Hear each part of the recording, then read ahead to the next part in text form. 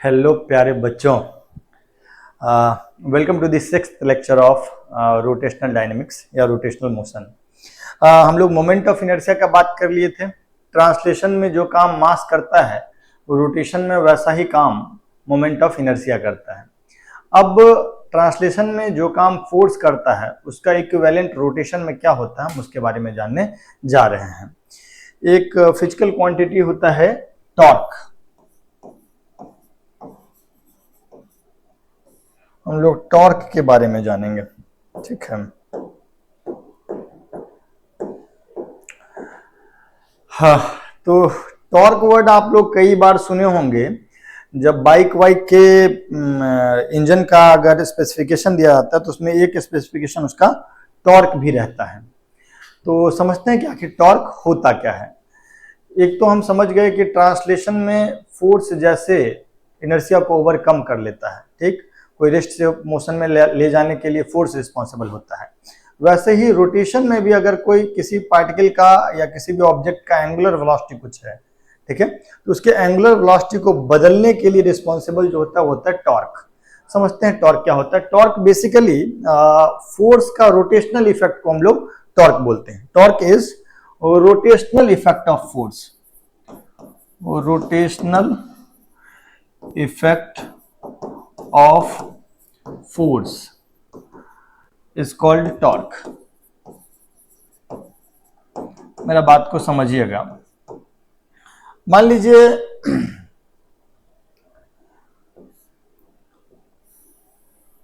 कोई ऐसा रॉड है, उसको हम यहां पे हिंज कर दिए, यहां पे हम उसको हिंज कर दिए, ठीक, ऐसे। अब अगर हम इस पे फोर्स लगाएंगे, इस डायरेक्शन में फोर्स लगाएंगे, तो क्या ये रोटेट हो पाएगा? नहीं हो पाएगा। अगर इस तरफ आप खींचेंगे तो ये रोटेट नहीं हो पाएगा। मतलब अभी जो फोर्स है इसका रोटेशनल इफेक्ट कुछ भी नहीं है, जीरो है। किसके अबाउट? जहां ये हिंज्ड है उसके अबाउट। इसीलिए ये रॉड घूमेगा नहीं। लेकिन अगर इसी फोर्स के डायरेक्शन को हम थोड़ा सा बदल दें, अगर हम यहीं पे फोर्स ऐसे लगाने लग जाए तो क्या ये रोटेट करेगा? अब ये रोटेट कर जाएगा। तो और रोटेट जब करेगा तो उस रोटेशन के लिए रिस्पॉन्सिबल एक ये तो फोर्स है, लेकिन साथ के साथ इस फोर्स का डायरेक्शन भी मैटर करता है। अगर डायरेक्शन सही, अप्रोप्रिएटली हम इस फोर्स को सही डायरेक्शन में नहीं लगाए तो ये रॉड रोटेट नहीं कर पाएगा। तो किसी भी फोर्स का जो रोटेशनल इफेक्ट होता है उसको हम लोग टॉर्क बोलते हैं। और ये रोटेशनल इफेक्ट कितना डालेगा ये निर्भर करता है कि फोर्स जहां लग रहा है उस पॉइंट का पोजीशन वेक्टर क्या है। ये फोर्स इस पॉइंट पे लग रहा है ना, जिस पॉइंट पे लग रहा है, point of application of force, उसको नाम हम लोग दिए हैं पी। सो जो पी पॉइंट है, that is point of application of force, उस पी का पोजीशन वेक्टर यहां के अबाउट क्या है, इस पॉइंट के अबाउट क्या है, इस पोजीशन वेक्टर के ऊपर इस फोर्स का टॉर्क निर्भर करेगा। अगर ये फोर्स पोजीशन वेक्टर के पैरेलल हो गया था तो देखे थे हम लोग कोई रोटेशनल इफेक्ट डाल नहीं पाया था।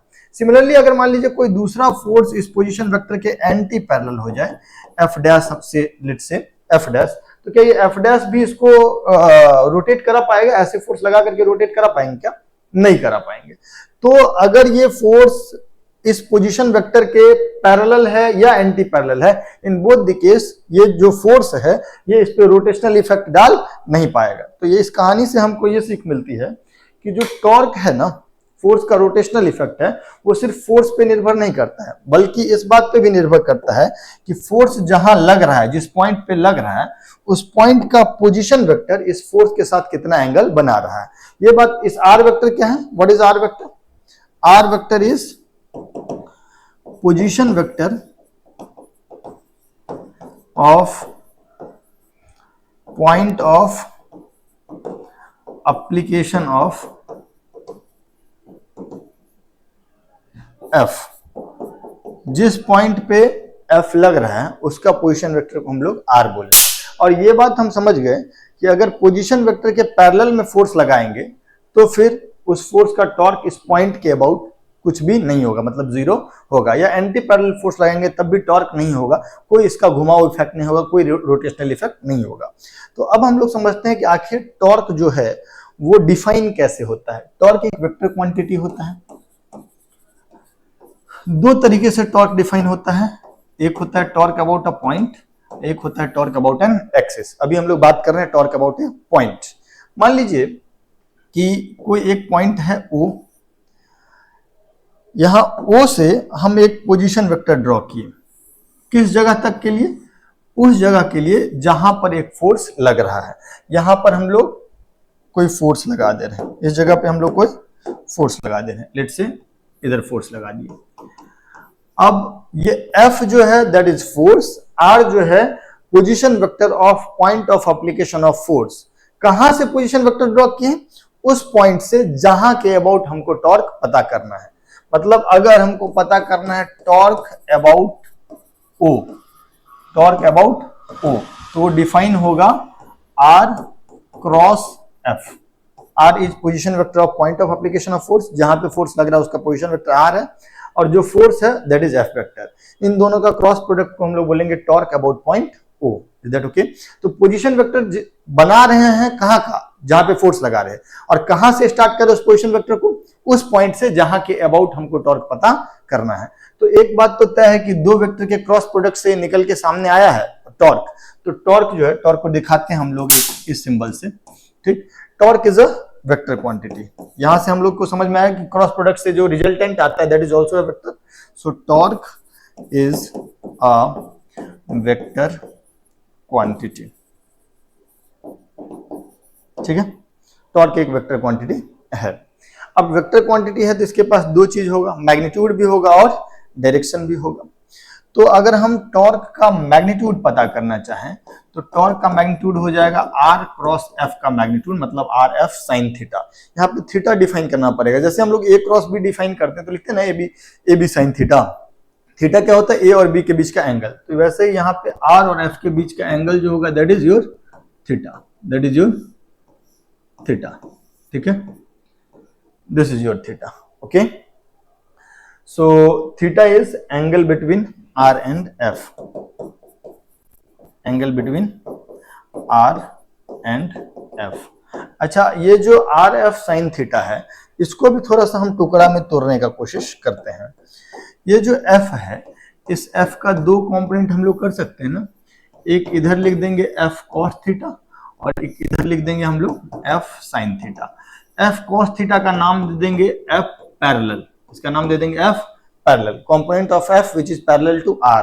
और F sin थीटा का नाम दे देंगे F परपेंडिकुलर, माने component of F which is perpendicular to R। तो अगर हम F sin थीटा को हम सिंपली F परपेंडिकुलर लिख दें तो कोई दिक्कत का बात है क्या? कोई दिक्कत का बात नहीं है। तो टॉर्क को आप ऐसा भी लिख सकते हैं कि R into F perpendicular. What is F perpendicular? F perpendicular is component of F perpendicular to R vector. इतनी बात आप चाहें तो नोट कर लीजिए। एक और तरीके से इसको लिखेंगे।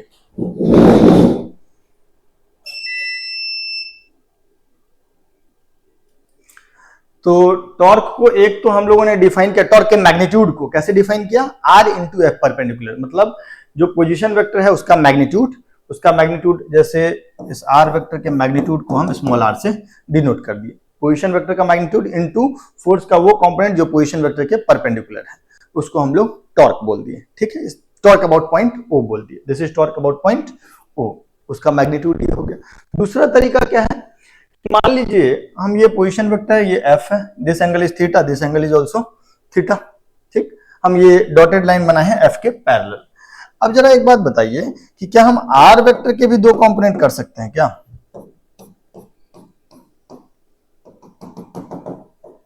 R वेक्टर का इधर वाला कंपोनेंट हो जाएगा R cos थीटा और इधर वाला कंपोनेंट हो जाएगा R sin थीटा, ठीक है क्या? तो R sin theta is R perpendicular, R cos theta is R parallel. What is R perpendicular? Component of R R which is perpendicular to F, which is perpendicular to F, ठीक है। तो आप जो torque का magnitude लिखे हैं, torque about ओ का magnitude, वो था आपका आर एफ साइन थीटा।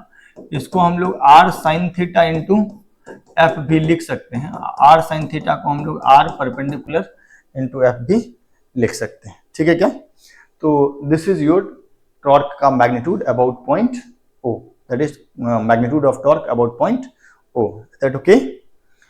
अब हम इसको थोड़ा सा मैग्नीट्यूड से आगे बढ़ते हैं, थोड़ा सा डायरेक्शन का बात कर लेते हैं। तो टॉर्क जो है, torque about point O is defined as R cross F. इसका जो मैग्नीट्यूड है it is R F sine theta, magnitude of position vector, magnitude of force into sine theta, या फिर इसी को लिख सकते हैं आर इंटू एफ परपेंडिकुलर, या आर परपेंडिकुलर इंटू एफ, ऐसे लिख सकते हैं। And direction of torque, direction of torque about O can be found by right hand curl rule.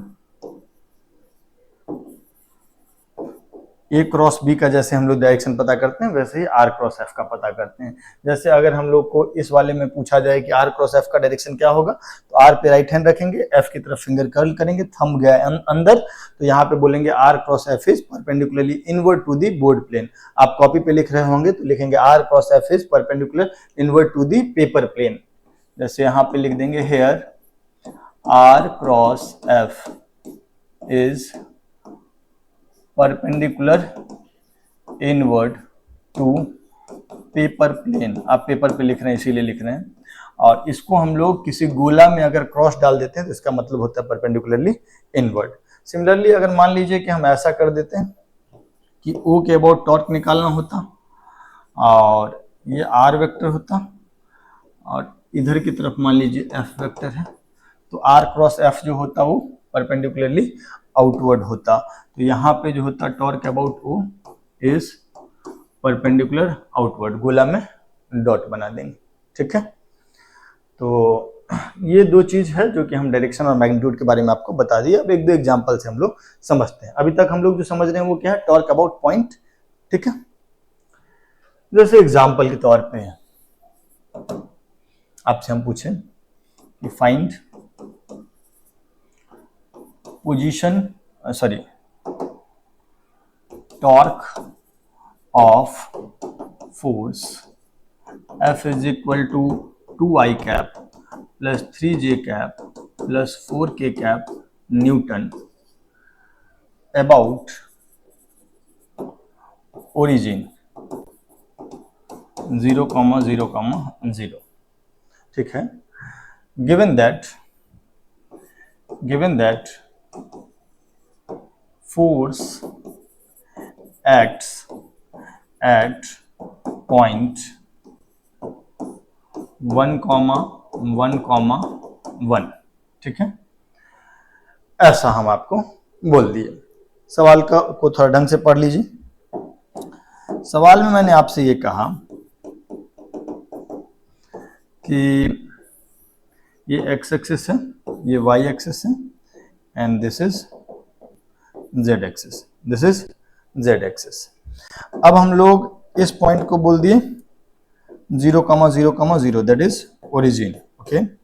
और फोर्स जहां लगा रहे हैं उस पॉइंट का कोऑर्डिनेट है 1,1,1, ठीक। यहां पे फोर्स लगा रहे हैं और जो फोर्स वेक्टर है that force vector is 2i cap plus 3j cap plus 4k cap, okay.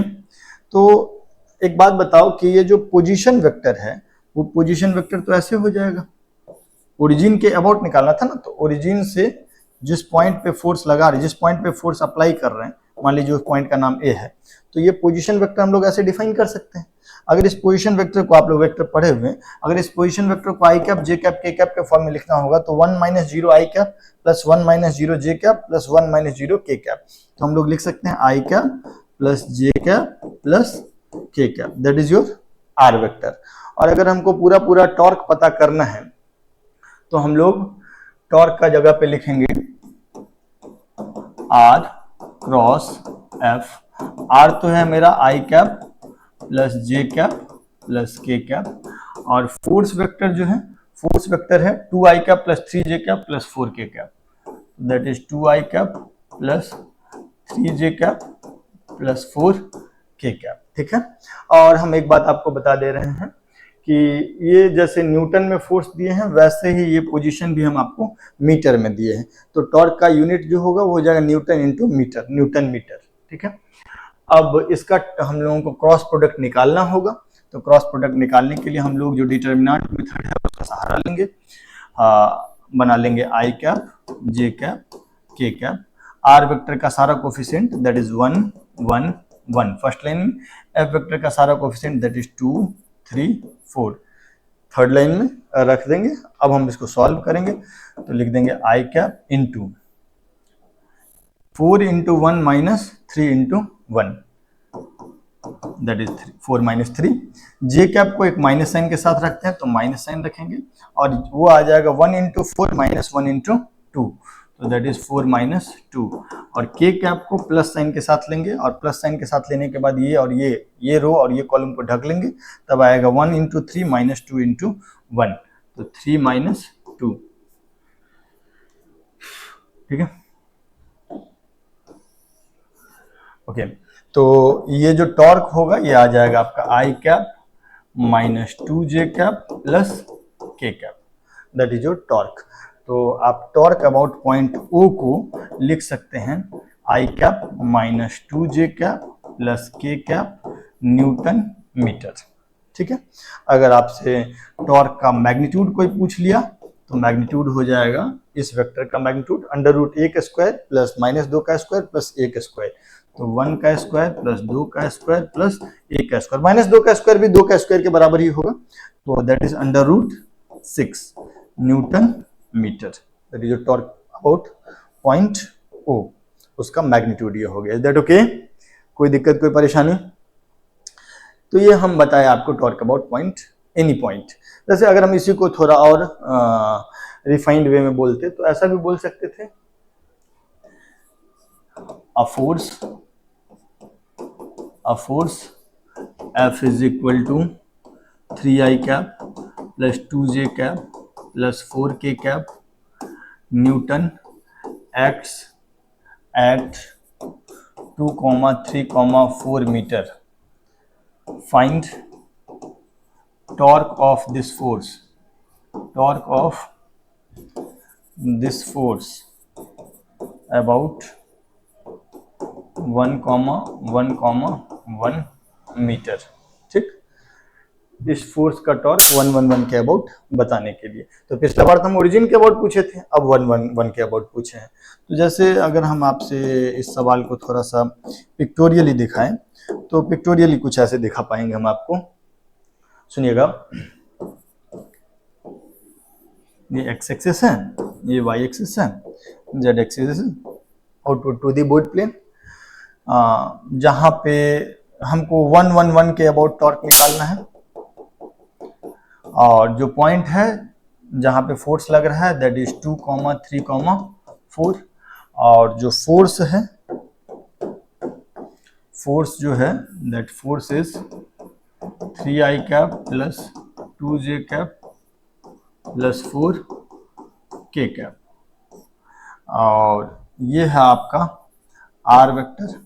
Are vector हो जाएगा 2 minus 1 I cap that is 1i cap plus 3 minus 1 j cap that is 2j cap plus 4 minus 1 k cap that is 3k cap. ठीक है, तो R का value हो गया I cap plus 2j cap plus 3k cap. अब फिर से हम लोगों को वही करना है, हमको आर वेक्टर आ गया, एफ वेक्टर आ गया, टॉर्क का वैल्यू अगर पता करना होगा तो टॉर्क जो होगा वो हो जाएगा आर क्रॉस एफ। हम लोग क्रॉस प्रोडक्ट वाला स्टेप को इग्नोर कर रहे हैं क्योंकि उसमें कोई फिजिक्स है नहीं, वो तो वेक्टर वाला कंसेप्ट है, आराम से हम लोग पता कर सकते हैं। तो एक इस तरीके का सवाल सब आपको मिल सकता है कि फोर्स यहाँ लग रहा है और फलाने पॉइंट के बाद टॉर्क का वैल्यू पता करके बताओ। दूसरा क्या हो सकता है कि कई बार आपको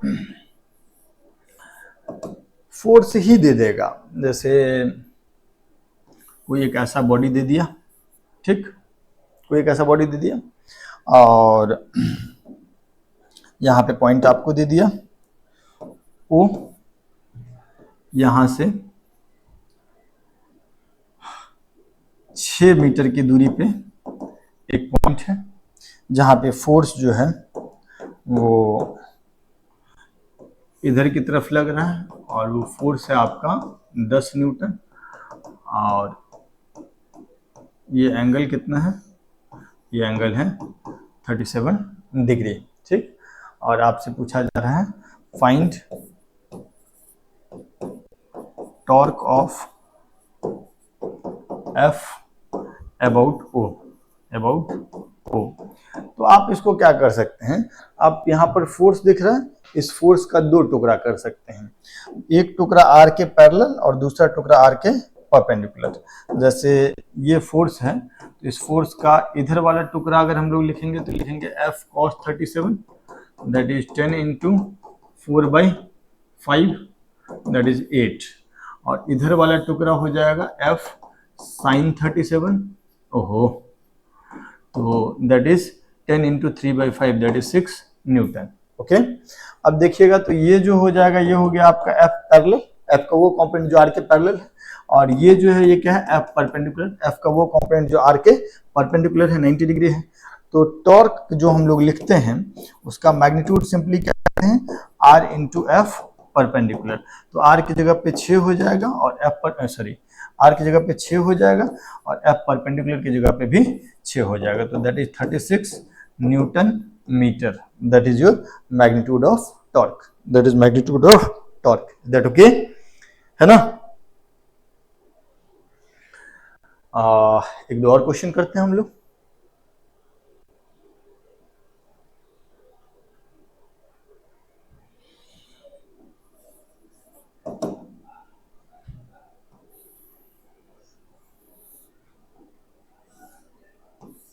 एक रॉड है यहाँ पे हिंज्ड है,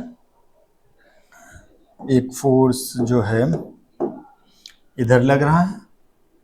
अच्छा, इस वाले में हम आपको डायरेक्शन नहीं बताए, डायरेक्शन अगर देखिएगा तो R क्रॉस F हो जाएगा इस डायरेक्शन में, दैट ओके। सुनिएगा, ये मान लीजिए हम 10 न्यूटन का एक फोर्स लगाए हैं यहाँ से 53 डिग्री पे, ये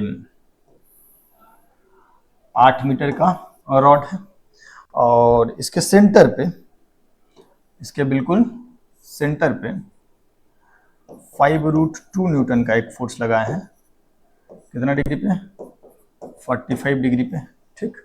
और ये 4 मीटर है, ठीक। अब हम आपसे पूछे हैं कि find torque about, find magnitude of torque about O. आपसे पूछे find magnitude of torque about point O. तो हम सिंपल काम करेंगे, हम इस 10 का 2 कंपोनेंट लेंगे, ये वाला आर वेक्टर है, इस 10 न्यूटन के फोर्स के लिए आर वेक्टर कौन सा है 8 मीटर वाला, इस 10 न्यूटन का पॉइंट ऑफ एप्लीकेशन 10 मीटर का पॉइंट ऑफ एप्लीकेशन यहाँ है, तो उसका पोजीशन वेक्टर ये 8 मीटर वाला वेक्टर है, ठीक। तो इस 10 का इधर वाला कंपोनेंट हो जाएगा 10 cos 53, तो that is 10 into 3/5 that is 6 और इधर वाला हो जाएगा 10 sin 53, sin 53 is 4/5 that is 8। तो ये 6 न्यूटन और ये 8 न्यूटन, ठीक है। सिमिलरली अगर हम इसका करें 5√2 का, तो 5√2 का एक कंपोनेंट इधर की तरफ हो जाएगा और एक इधर की तरफ हो जाएगा। इधर वाला हो जाएगा 5√2 cos 45 दैट इज 5 और ये हो जाएगा 5√2 sin 45 दैट इज ऑल्सो 5। अब जरा हमको बताइए कि इस 6 न्यूटन का और इस 5 न्यूटन का टॉर्क अबाउट वो क्या होगा, 0 हो जाएगा। क्यों? क्योंकि ये 6 न्यूटन जो है आर वेक्टर के पैरेलल है और यहाँ वाला जो 5 न्यूटन है ये इस 4 मीटर वाला आर वेक्टर के एंटी पैरेलल है। तो इन दोनों केस में टॉर्क जो होगा वो 0 हो जाएगा। इसलिए हो जाएगा कि आर क्रॉस ये वाला फोर्स जो होगा दैट विल बी 0, आर और एफ के बीच एंगल 0 डिग्री। और अगर इस 5 न्यूटन का 4 के साथ क्रॉस प्रोडक्ट लेंगे आर वेक्टर के साथ तो कॉस 180 कॉस बोला गया था, सॉरी साइन। जैसे यहाँ पे r क्रॉस f होगा तो 8 और ये 6 के बीच एंगल 0 डिग्री है तो साइन 0 0, तो इस दोनों का इस फोर्स का इस पॉइंट के अबाउट कोई टॉर्क नहीं होगा। सिमिलरली इस फोर्स का 4 मीटर वाले पोजीशन वेक्टर के अबाउट कोई टॉर्क नहीं होगा बिकॉज 4 मीटर वाला पोजीशन वेक्टर और 5 न्यूटन वाला फोर्स के बीच एंगल 180 डिग्री है। r क्रॉस f में साइन थीटा जो होगा वो 0 हो जाएगा। तो जो भी टॉर्क देगा ये वाला परपेंडिकुलर कंपोनेंट और ये वाला परपेंडिकुलर कंपोनेंट देगा। तो अब चूंकि टॉर्क एक वेक्टर क्वांटिटी है, हम इस वाले का मैग्नीट्यूड, इस वाले का टॉर्क कितना निकाल लेंगे, 8 into 8 r into f perpendicular, तो दैट इज 8 into 8 64। हम इसको मान लेते हैं पॉजिटिव, ये आउटवर्ड को हम लोग मान लेते हैं पॉजिटिव। तो इस वाले टॉर्क जो है इस वाले का, ये जो 5 न्यूटन है, इस 5 न्यूटन का 4 के अबाउट, इस वाले पोजीशन वेक्टर के अबाउट, मतलब इस वाले पॉइंट के अबाउट जो टॉर्क होगा वो डायरेक्शन किधर होगा, अंदर की तरफ होगा, r क्रॉस f अंदर की तरफ। तो चूंकि हमने बाहर की तरफ को पॉजिटिव लिया तो अंदर वाले को नेगेटिव लेंगे। r वेक्टर का मैग्नीट्यूड 4 है, f परपेंडिकुलर इज 5, तो 4 into 5 और यहाँ पे माइनस साइन लगेगा। ये हो जाएगा 64 minus 20 that is 44 newton metre. That okay. तो नेट टॉर्क हो गया 44 न्यूटन मीटर। और ये टॉर्क किधर होगा, बाहर की तरफ कि अंदर की तरफ, ये हो जाएगा बाहर की तरफ क्योंकि ये डोमिनेटिंग है। बाहर की तरफ मतलब ये एंटी क्लॉकवाइज सेंस में रोटेशन देगा, अगर अंदर की तरफ होता तो ये क्लॉकवाइज सेंस में रोटेशन देता है। Is that okay? तो इस तरीके का भी आपसे पूछा जा सकता है कि टॉर्क का, नेट टॉर्क का वैल्यू कैलकुलेट करके बताओ। ठीक है, एक और क्वेश्चन करते हैं।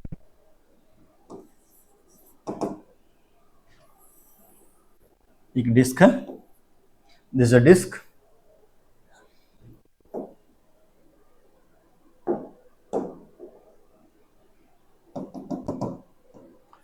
इधर एक फोर्स है 20 न्यूटन का, ठीक है, F1 बोल लेते हैं, और इधर एक फोर्स है F2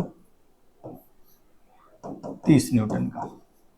ये R जो है वो है 5 मीटर, ठीक। और यहाँ पर एक फोर्स है 5√2 न्यूटन का, और ये एंगल कितना डिग्री है, 45 डिग्री, ठीक। और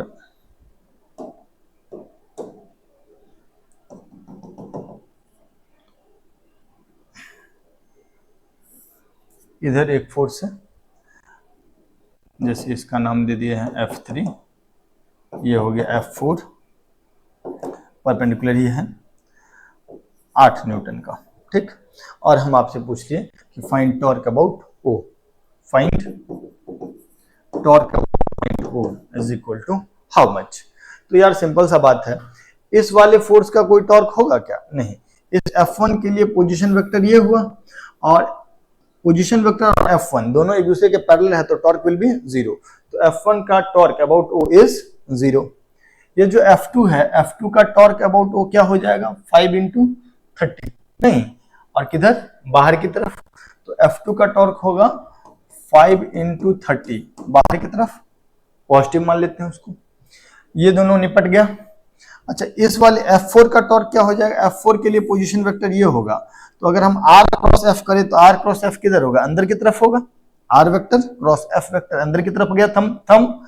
तो हमने ये बाहर वाले को पॉजिटिव माना है तो अंदर वाले को नेगेटिव मानना पड़ेगा। इसका टॉर्क क्या होगा, 5 गुणा 8, 5 into 8, लेकिन माइनस साइन के साथ। यहां पर जो 5√2 है इसका हम 2 टुकड़ा कर लेते हैं, एक टुकड़ा इधर कर लेते हैं 5 और दूसरा टुकड़ा इधर कर लेते हैं 5। इस वाले 5 का टॉर्क क्या हो जाएगा, 0, और इस वाले 5 का टॉर्क जो होगा वो अंदर की तरफ होगा, है ना। अगर आप देखिएगा तो R वेक्टर आपको बनाना पड़ेगा कुछ ऐसे, है ना, that is your R vector. तो R क्रॉस F अगर आप देखेंगे तो अंदर की तरफ होगा, चूंकि हमने बाहर वाले को पॉजिटिव लिया तो अंदर वाले को नेगेटिव लेंगे, और 5 R क्रॉस F हो जाएगा 5 into 5, तो यहाँ पर भी 5 × 5 जो होगा वो नेगेटिव साइन के साथ ही आएगा। तो नेट टॉर्क का वैल्यू जो होगा that will B 150 minus 40 minus 25, so that is 150 minus 65, so that will come out to be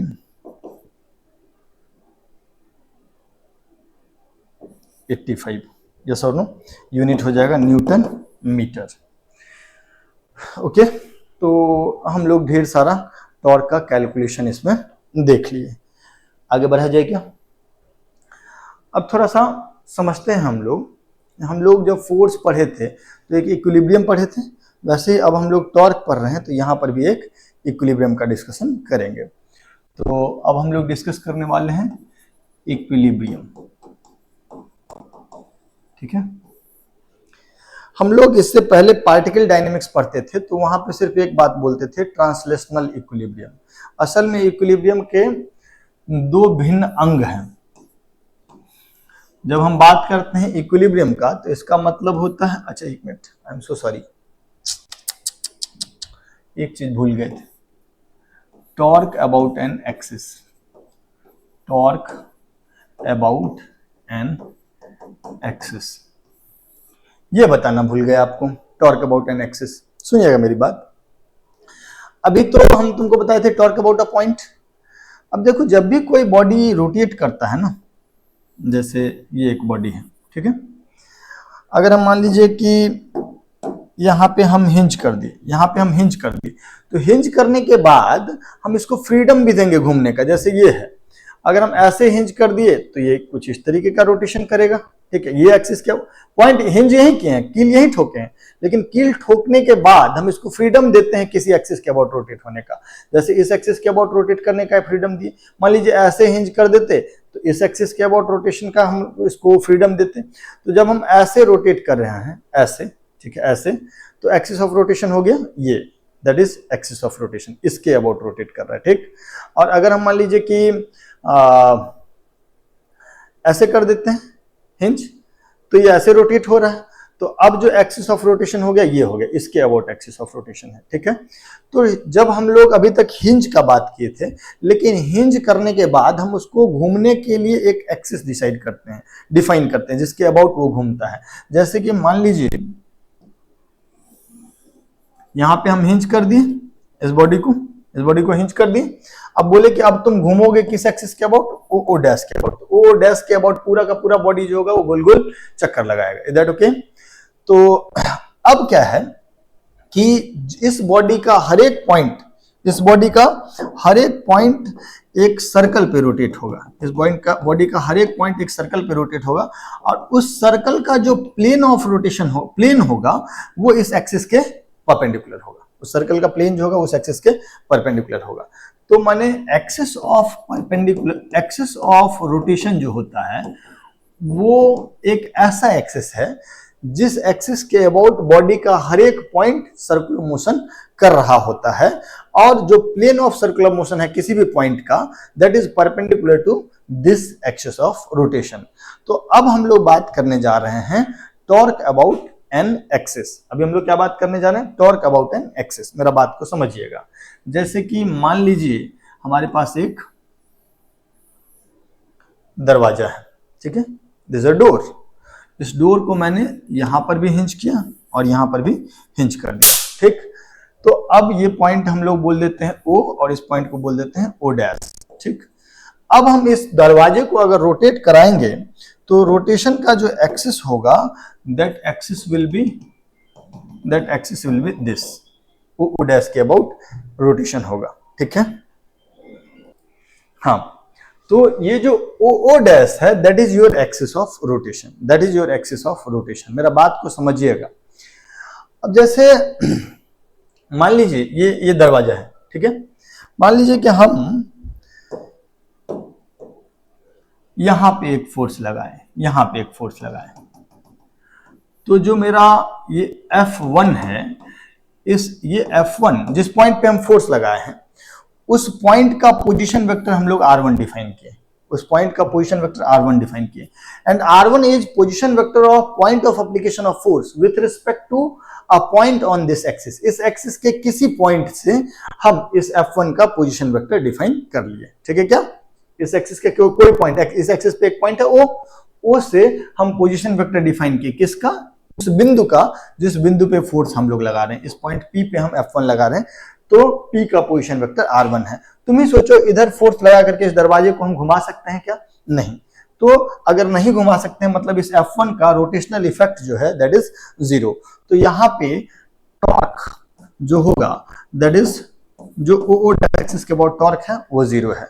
अच्छा एक बात बताओ, अगर हम R1 क्रॉस F1 करें तो R1 cross F1 that is also 0 because R1 and F1 both are perpendicular to each other, both are sorry R1 and F1 both are parallel to each other। तो torque of R cross F is 0, तो torque of this force about this axis is 0। समझिएगा मेरी बात को, ठीक। अगर मैं आपसे ऐसा कहता कि यही दरवाजा है, यहां पे हिंज किए हुए हैं, यहां पे हिंज किए हुए हैं, ये O है, ये O डैश है, और जो फोर्स है वो फोर्स हम इधर लगा रहे हैं F2, ठीक है। और जिस जगह पे फोर्स लगा रहे हैं उसको पोजीशन वेक्टर को हम लोग R2 बोल दिए, ठीक है। तो R2 is position vector of point P eight which force is acting. तो अब जरा देखोगे तो R2 और F2 दोनों एक दूसरे के परपेंडिकुलर है, तो R2 क्रॉस F2 का वैल्यू अगर मैग्नीट्यूड लिखेंगे तो हम लोग लिखेंगे R2 into F2 into sine 90 is 1। तो क्या R2 क्रॉस F2 0 है क्या? नहीं, R2 क्रॉस F2 का मैग्नीट्यूड 0 नहीं है, तो ये R क्रॉस F तो 0 नहीं हुआ। लेकिन तुम ही सोचो, दरवाजा ऐसे होता और इधर हम फोर्स लगाते तो क्या ये दरवाजा घूम जाता क्या, रोटेट करता क्या खुल जाता गेट क्या? नहीं, उसके लिए तुमको इसको पूरा उखाड़ना पड़ेगा। That okay. तो दरवाजा पे तुम इधर फोर्स लगाओगे तब ये रोटेट नहीं करेगा। तो मैं क्या कह रहा हूं कि R cross F non zero है लेकिन फिर भी ये रोटेट नहीं हो रहा है। दैट मीन्स जो रोटेट नहीं हो रहा है दैट मीन्स टॉर्क का वैल्यू क्या होना चाहिए? 0 होना चाहिए। इसका ये मतलब है कि टॉर्क का वैल्यू R क्रॉस F के अलावा भी कुछ होता है। ये जो R क्रॉस F हम बोले थे ये था torque about point, torque about a point. क्या F2 का टॉर्क अबाउट O? हाँ, F2 का टॉर्क अबाउट O ये चीज है।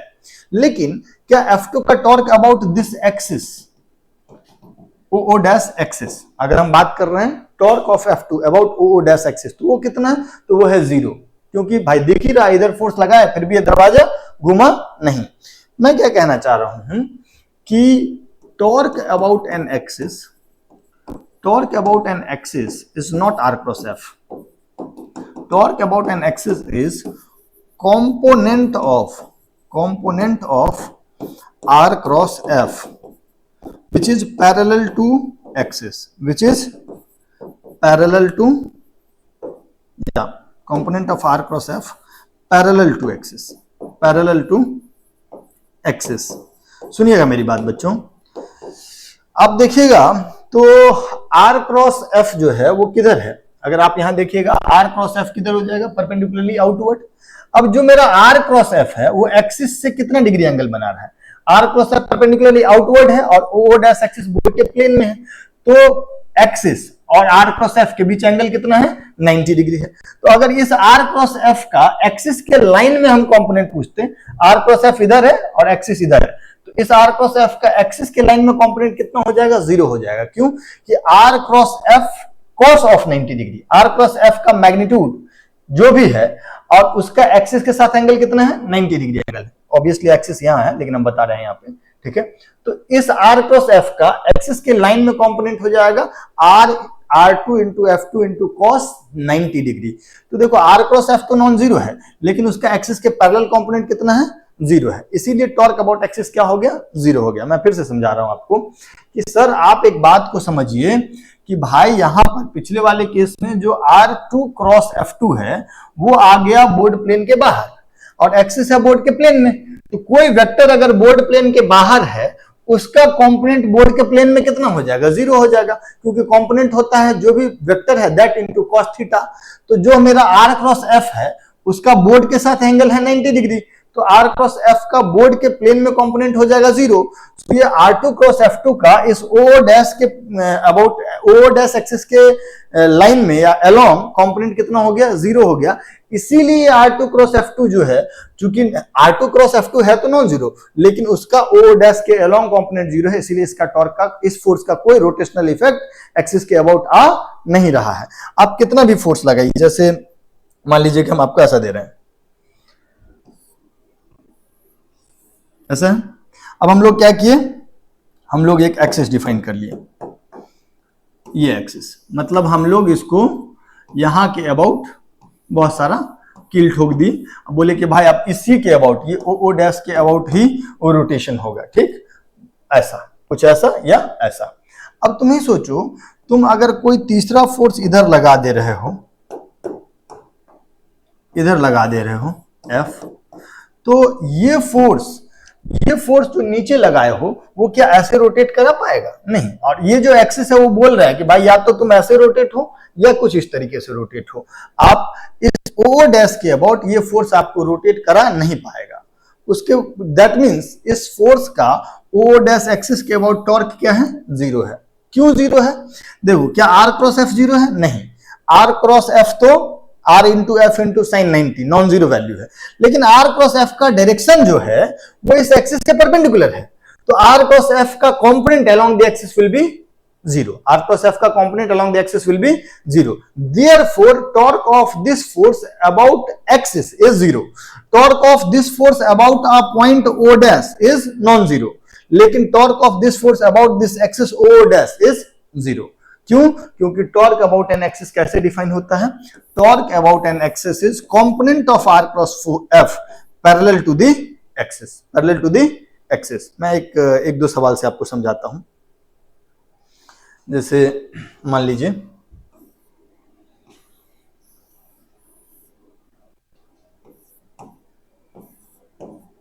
दरवाजा है, अब हम क्या किए, एक फोर्स यहां पे लगा दिया F1, ठीक, ये एक्सिस हो गया,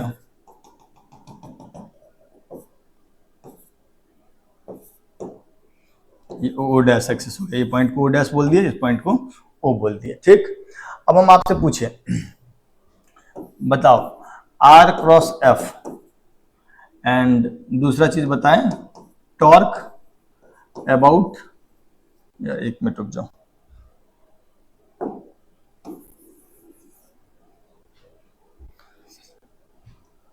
टॉर्क अबाउट पॉइंट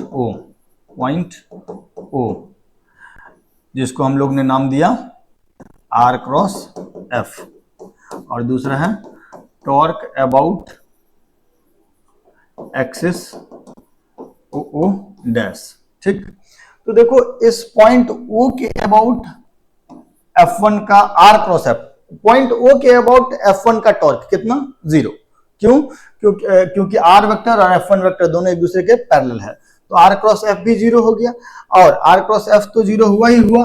जब R क्रॉस F 0 हुआ तो उस R क्रॉस F का एक्सिस के अलोंग कंपोनेंट भी 0 हो जाएगा, तो अबाउट पॉइंट O भी टॉर्क 0 है, अबाउट एक्सिस O भी टॉर्क 0 है।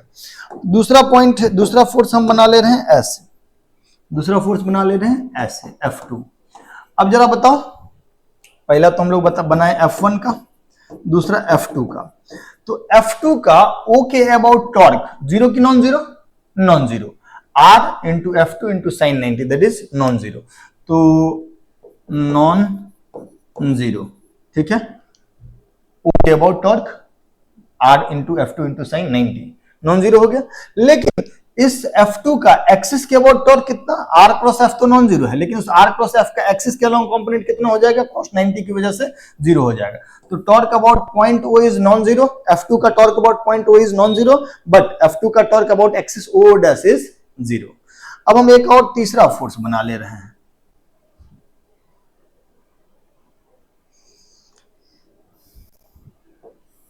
F3, तीसरा फोर्स बना ले रहे हैं F3। समझिएगा मेरी बात को, जैसे एक F3 फोर्स लगा रहे हैं हम लोग विच इज परपेंडिकुलर इनवर्ड, ठीक है। F1 तो ऐसे था पैरेलल, F2 इधर परपेंडिकुलर था, बोर्ड के प्लेन में ही। F3 अंदर की तरफ है, ऐसे ऐसे लगा रहे फोर्स, दरवाजा इस प्लेन में है, अब हम ऐसे फोर्स लगा रहे, क्या घूमेगा दरवाजा? घूमेगा, पक्का घूमेगा। ऐसे अगर गेट है, हम इधर फोर्स लगाएंगे, दरवाजा घूमेगा, घूमेगा, that means torque about axis non zero है। तुम ऐसे ही देख सकते हो। R क्रॉस F3 किधर होगा? R वेक्टर इधर, F3 अंदर की तरफ, तो R cross F3 O dash के लाइन में आ जाएगा, ऊपर की तरफ आएगा, ओ डैश के लाइन में आ गया कि नहीं आ गया? ठीक, तो torque about point O is R into F3 into sine 90, that is not zero. जैसे ये F2 वाले का भी था कितना, R into F2 into sine 90, that is also non zero. दोनों केस में F3 वाले केस में भी R क्रॉस F क्या हो गया? Non zero. लेकिन इस R क्रॉस F3 का O डैश के अबाउट कंपोनेंट कितना हो जाएगा? R cross F3 is parallel to O dash ना, तो पूरा का पूरा कंपोनेंट O डैश के अलोंग ही हो गया, cos थीटा कितना हो जाएगा? 1 हो जाएगा। R cross F3 is upward and O dash is also upward, so R cross F3 and O dash axis के बीच एंगल 0 डिग्री, तो R क्रॉस F3 का कंपोनेंट O डैश के लाइन में कितना हो जाएगा? R cross F3, R into F3 into sine 90 cos of 0, cos of 0। क्यों?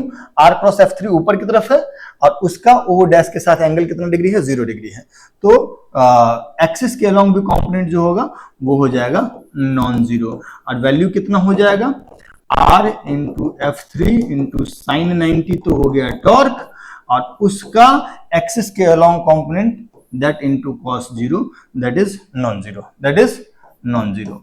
तो यहां पर बात समझिए कि F1 एक फोर्स है जिसका O के अबाउट भी टॉर्क 0 है और एक्सिस O डैश के अबाउट भी टॉर्क 0 है। F2 एक फोर्स है, उसका O के अबाउट टॉर्क नॉन जीरो है, लेकिन एक्सिस O डैश के अबाउट, चूंकि R क्रॉस F2 बाहर की तरफ हो गया तो O डैश के परपेंडिकुलर हो गया वो, तो R क्रॉस F2 का O डैश के अबाउट कंपोनेंट 0 हो गया। और R क्रॉस F3 जो होगा वो अपवर्ड डायरेक्शन में होगा, वो O डैश के पैरेलल हो गया, तो R क्रॉस F3 जो है वो नॉन जीरो है और उसका एक्सिस के लॉन्ग कंपोनेंट भी नॉन जीरो है। तो F3 एक ऐसा फोर्स है जिसका एक्सिस के अबाउट भी टॉर्क 0 है और टॉर्क नॉन जीरो है, और पॉइंट O के अबाउट भी टॉर्क नॉन जीरो है। Is that okay? तो आपको सिंपली सोचना है, सबसे पहले पता करना है R cross F। R cross F में R कहां से होगा? एक्सिस के किसी भी पॉइंट से आप R बना लीजिए, कहां का? जहां पर फोर्स लगा रहे हैं।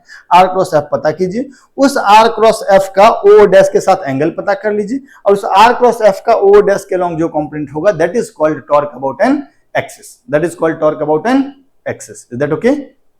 तो जैसे कि हम आपसे ऐसा पूछ लें, जैसे हम आपसे ऐसा पूछ लें कि एक कोनिकल पेंडुलम है, ऐसे कोनिकल पेंडुलम मतलब इस तरीके से घूम रहा है, और ये है मेरा एक्सिस, ये है मेरा एक्सिस, इसको O और इसको O डैश बोल लेते हैं, ठीक। और ये एक बॉल है, इस पर mg जो है वो नीचे की तरफ लग रहा है। अब अगर हम तुमसे पूछे कि mg का इस O पॉइंट के अबाउट टॉर्क बताओ, तो या फिर O डैश के अबाउट टॉर्क बताओ, दोनों केस में टॉर्क बताओ, तो O डैश के अबाउट टॉर्क क्या हो जाएगा? Capital R into M G into sine 90, capital R into M G into sine 90। O point के अबाउट भी टॉर्क यही होगा, क्योंकि O से जो पोजीशन वेक्टर बनाए हैं उसका परपेंडिकुलर कंपोनेंट अगर देखोगे, ये पोजीशन वेक्टर है, इस पोजीशन वेक्टर का F के परपेंडिकुलर कंपोनेंट का लेंथ कितना हो जाएगा? R के बराबर हो जाएगा। तो आप ऐसा कह सकते हैं, torque of mg about O dash, about O dash is equal to mg into R। Direction is अंदर की तरफ, डायरेक्शन इज अंदर की तरफ, R क्रॉस F किधर? अंदर की तरफ। सिमिलरली अगर हम ऐसा बोल दें, torque of mg about O, torque of mg about O, तो वो भी कितना हो जाएगा? वो भी हो जाएगा R into M G. Direction किधर हो जाएगा? अंदर की तरफ। R क्रॉस F का डायरेक्शन तो अंदर की तरफ है ही, इस R का वो कंपोनेंट जो mg के परपेंडिकुलर है दैट इज कैपिटल R। तो ये भी आंसर हो जाएगा R into M G, direction will be perpendicularly inward. लेकिन अगर हम आपसे पूछे कि आप बताइए कि component torque of mg about axis O O dash, axis O O dash. तो देखो आर क्रॉस एम जी का डायरेक्शन अंदर की तरफ है, लेकिन ओ डैश तो बोर्ड के प्लेन में है, तो आर क्रॉस एम जी का जो कॉम्पोनेंट होगा ओ डैश के along that will be zero, that will be zero because R cross M G is perpendicular to O dash. तो इस वाले केस में एक्सिस के अबाउट टॉर्क जो होगा वो जीरो हो जाएगा। सो इस एम जी का इस एक्सिस के अबाउट टॉर्क जीरो होगा, ठीक है सर। लेकिन इस पॉइंट के अबाउट टॉर्क नॉन जीरो होगा, इस पॉइंट के अबाउट भी टॉर्क नॉन जीरो होगा। Is that okay? कोई दिक्कत, कोई परेशानी? ठीक है यार, तो इक्विलिब्रियम का डिस्कशन हम लोग नेक्स्ट क्लास में करते हैं। आज का कहानी यहीं खत्म करते हैं। बाय बाय, मिलते हैं नेक्स्ट क्लास में।